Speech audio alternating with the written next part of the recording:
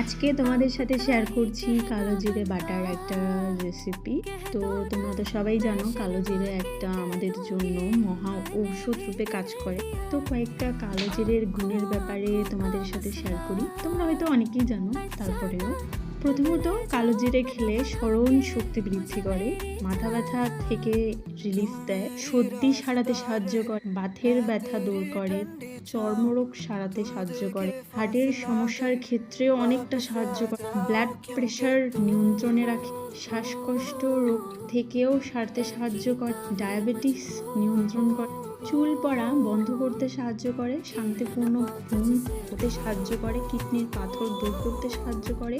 তো কালো জিরে আমাদের শরীরের জন্য এত প্রয়োজনীয় উপকরণ। তো তোমরাও কালো জিরে নিয়মিত খেও, তাহলে তোমরাও অনেকটা রিলিফ পাবে সব কিছুর থেকে।